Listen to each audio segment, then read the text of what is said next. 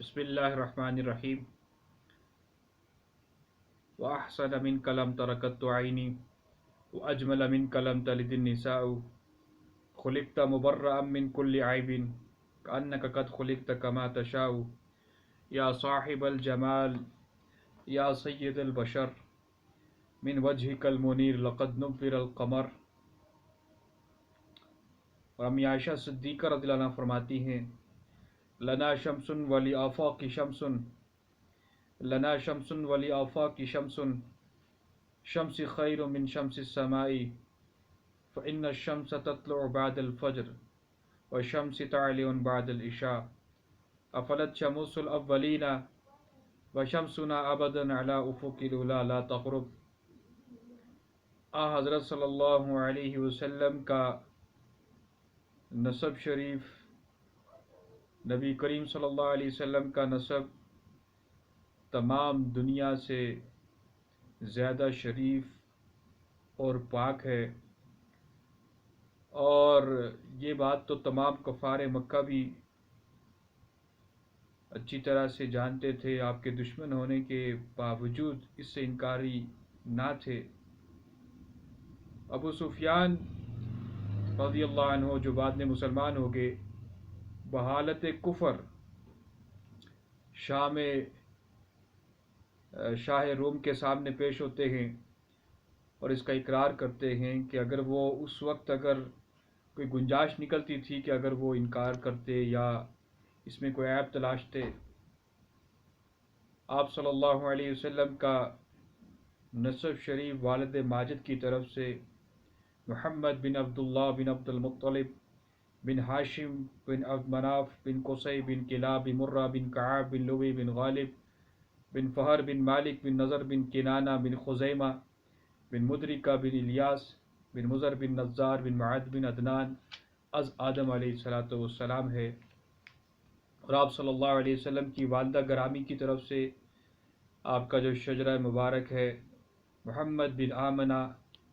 بنت وہب بن عبد مناف بن زہرہ بن کلاب، یہاں پر جا کر پھر مل جاتا ہے۔ آپ صلی اللہ علیہ وسلم کی ولادت سے پہلے کی بھی برکات ہیں، جس طرح سورج نکلتا ہے تو اس کی روشنی تو ظاہر ہوتی ہے، لیکن اس سے پہلے ابھی سورج ابھی جب آتا نہیں سامنے، صبح صادق کا وقت ہے تو اس کی چمک اور اس کی جو سفیدی ہے آسمان پر پھیلتی ہے۔ اسی طرح آفتاب نبوت کا طلوع قریب ہوا تو اطراف عالم میں جو ہے ہر طرف نور ہی نور پھیل گیا، اور اس پر محدثین اور مورخین نے مختلف احادیث اور اس مجموعے کو جمع کیا ہے کہ حضرت صلی اللہ علیہ وسلم اپنی والدہ ماجدہ کے بطن مبارک میں بصورت حمل جب مستقر ہوئے تو انہیں خواب میں روزانہ بشارت دی جاتی تھی کہ وہ بچہ جو بصورت حمل مستقر ہوا ہے اس امت کا سردار ہے، تمام انبیاء کا سردار ہے۔ وہ بچہ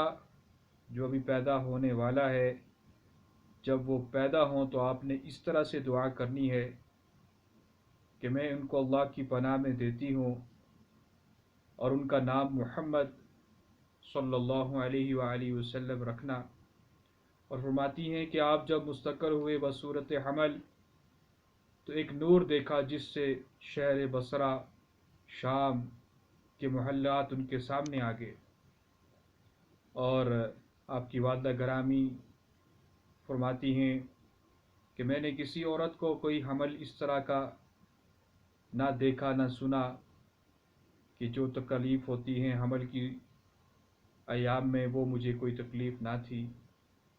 اور اسی طرح سے بہت سی آپ علیہ السلام کی برکات دنیا میں آنے سے پہلے ہی ان کا ظہور ہوا، آپ وجہ کائنات ہیں۔ سیرت الانبیاء صلی اللہ علیہ وسلم کا یہ درس انشاءاللہ جاری ہے، سنتے رہیں، شیئر کریں۔ اللہ جل شانہ سب کو عمل کی توفیق نصیب فرمائے۔